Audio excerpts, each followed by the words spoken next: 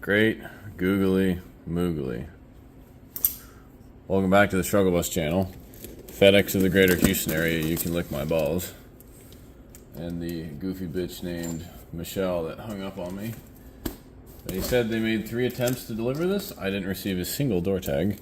And this thing was sitting in limbo for the better part of 11 days until I got a postcard, which was weird, from the local FedEx gal that had her phone number at. And I was like, I called her up.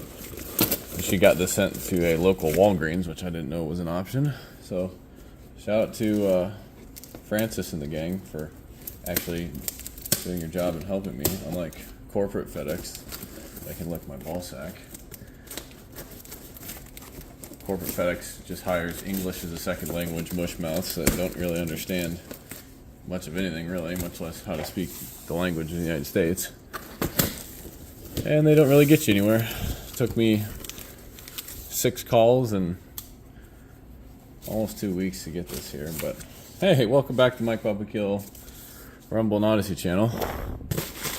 This is something I've been wanting to do for the better part of 6 years because the price of ammo has never gone down on this crap. It's only gone up. I think when the 6.5 Grendel launched, the brass ammo was $1 a round.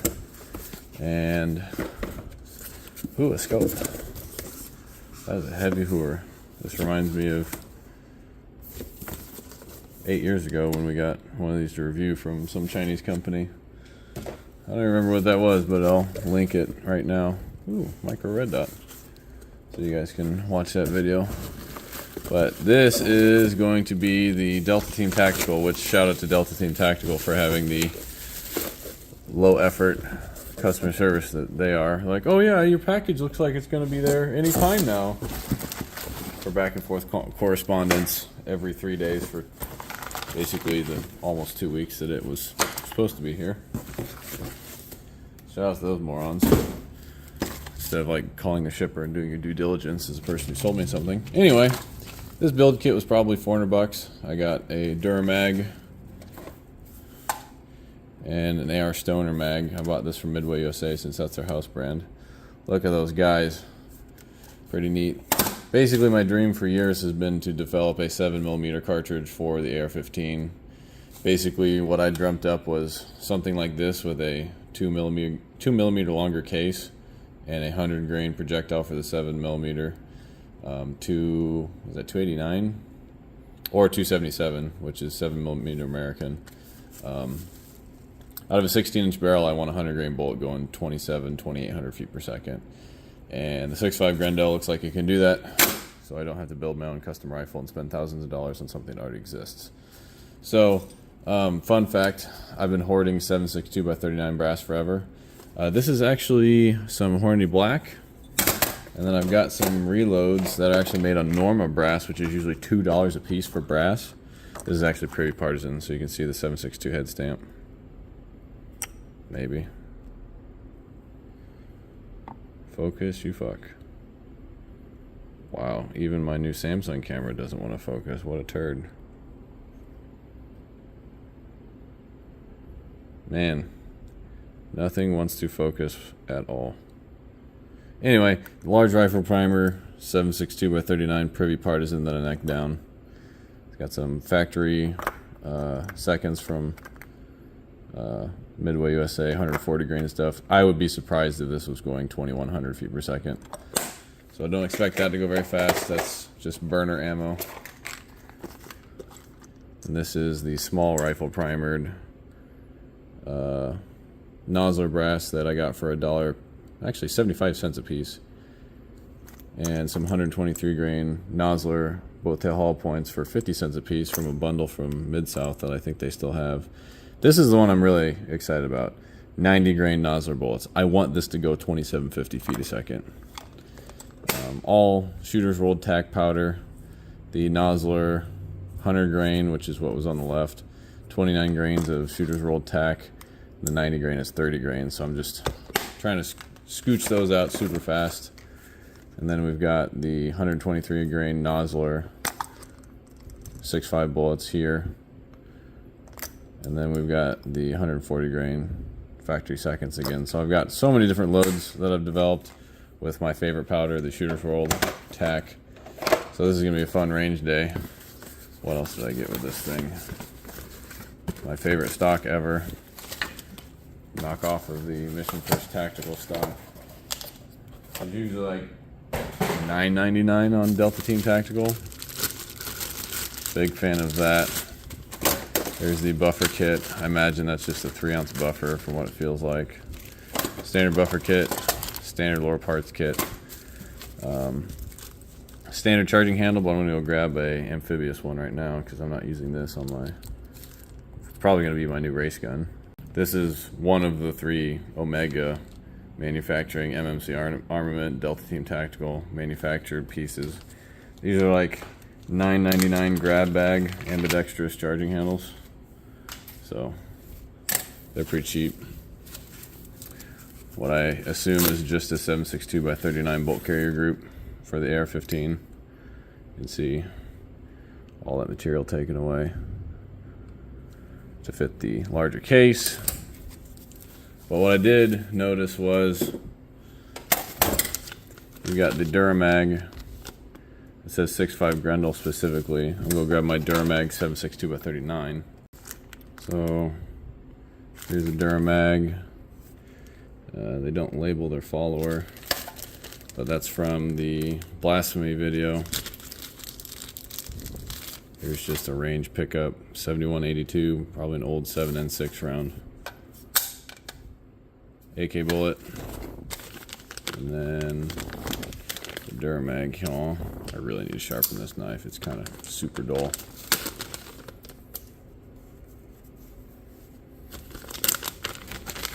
This has a blue follower, not labeled again. Duramag C Products Defense. Okay. That says, it's got a serial number, made in USA 186 75574. That says 6.5 Grendel 25 round. Weird. For some reason, the magazine is like slightly shorter than the AK and it's slightly different geometry. Actually, no, it's the same. But I'm pretty sure the AK takes 28 rounds. So I really don't know how you can go from the AK to the 6.5 Grendel, which you can see the AK is slightly shorter in this instance, which is why these are more ballistically efficient, longer and skinnier. I don't understand how you can lose 2 rounds from going from AK to 6.5 Grendel, but we'll take the 7.62 x 39 mag with us. You can see the stack up is different. I can't really tell if the feed lip geometry is any different, but if I put this in here, yeah, you can see that's kind of angled, all goofy. So the follower is definitely different. Or is that actually sits parallel? That still kind of sits goofy. So I don't know. We're gonna take both when we go to the range just to test them out. So just learning as much as I can here about the system. I don't know diddly about 7.62 x 39 AK or ARs, much less 6.5 Grendel ones, but we will soon find out. We will fuck around and we will find out, boys and girls. This is not going to be a build video. You guys have seen me build dozens of ARs. I'm just showcasing the parts here. I got some offset iron sights for $10, I think. Add that to shit I'll buy and never use. Oh, look! Another grab bag charging handle. Ooh, that one looks cooler. Yeah, I'm going to use this one. Yeet! And it looks like I paid to have this one assembled because I didn't want to deal with building it without my big bench vise. So we'll see how good they did on assembling it since I've never paid them to assemble one. Oh yeah, it's because I got my bonus. That was why. I was feeling on the top of the world. Paid my rent early and bought 6.5 stuff. Ride the struggle bus opening this up.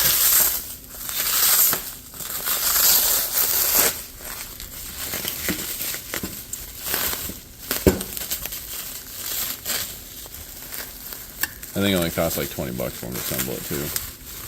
So there's that. I believe this is a 16-inch barrel, kind of a heavy barrel. Not really a fan of that. Much like all the AK barrels that are on the market. They're all heavy barrels. So, I'm going to grab the lower for this thing, build it, and we'll be right back. Alright. Let's weigh this big old hefty whore. Yeah, that barrel is very heavy. I can't remember what the blasphemy gun weighed, but it's probably 6 pounds 7 ounces. This is a very heavy gun for being a naked AR, just because of this monstrosity of a heavy barrel. Not a fan at all of the heavy barrel. Looks like they actually tuned the bird cage fairly correctly. And I don't see a marking on the barrel for the caliber, which is unfortunate. The bolt carrier group has it, however. Let's take a look at this handguard. See how it looks. No scratches. Looks like they didn't really use any Loctite on the fasteners, which is unfortunate. Handguard is about a degree off from the upper, so not great there. This is a JMac Customs lower, which is basically code word for we cost 4 times as much as an Anderson and don't install as well.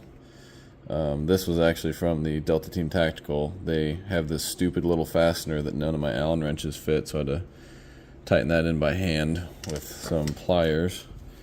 And they also had this stupid little set screw here. For whatever reason, they threaded the back takedown pin where the spring and detent go in, so that you can like screw in a set screw to hold that in, so you don't have any problems installing the back plate, which is just a wasted effort. Makes more sense to thread that for this guy's for people who don't have female roll pin punches, but they didn't do that. So expensive, stupid lower that I got for free. So just the perks of reloading, or not reloading, ROing, other R word. The Delta Team Tactical trigger was terrible. It was like 7.5 pounds with a ton of creep. I went ahead and stoned it, so as you can see, there's no creep. Oh wait, the safety's on. Okay, try that again. No creep at all. Trying to pull this really slow. Wow, that just rolled right through that time. Okay, maybe I took too much off. Yeah, so I screwed that one up. I kind of knew that when I did it the first time. It's a really nice trigger, but the unfortunate thing is I took too much off the sear. Instead of being patient with a stone, I decided to try my hand at using the universal gunsmithing tool, and clearly I took too much off. So I'll have to redo that, but even so, this is still a heavy trigger because of the springs they put in it.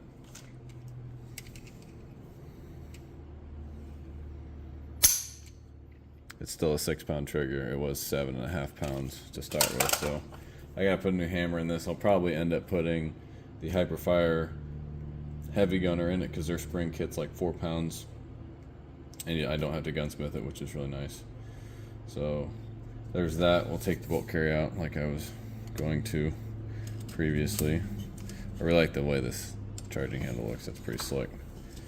Of course, this is a sporter upper already assembled without a forward assist because they're pretty much useless. But you can see on the bolt here, it says 65G. Oh, it's got oil in it, so it does say 65 Grendel on it. And like I said, it's definitely recessed a lot, just like the 7.62 by 39. Other than that, it's a basic bolt carrier group. Nothing crazy going on there. So I will have to put a different hammer in this thing for now, because I don't want the fire on reset. But yeah, other than that, I like the copy of the Mission First Tactical, and I'll have to put an M-Lock QD swivel on that for when I use this in 3-gun. And again, I've been waiting for 6 years to build this thing. because ammo's been impossible to buy for less than $1 a round. I think I'm loading it right now for about $1 a round. I'll have to do the math on the screen right now, but I've got tons of AK brass now that I can convert to this, which I actually want to test here because this Privy Partisan, and all of these were loaded to where's the overall length? I have the overall length of one of these. They're all loaded to like 57.25 millimeter. Yeah, 57.25 millimeter overall length. So I don't know if the ogives are going to run into the throat, but the problem with this brass is at the very base there's like a 20 thou ring that didn't get sized for the Privy Partisan stuff. So I'm going to go ahead and load and chamber these bad boys.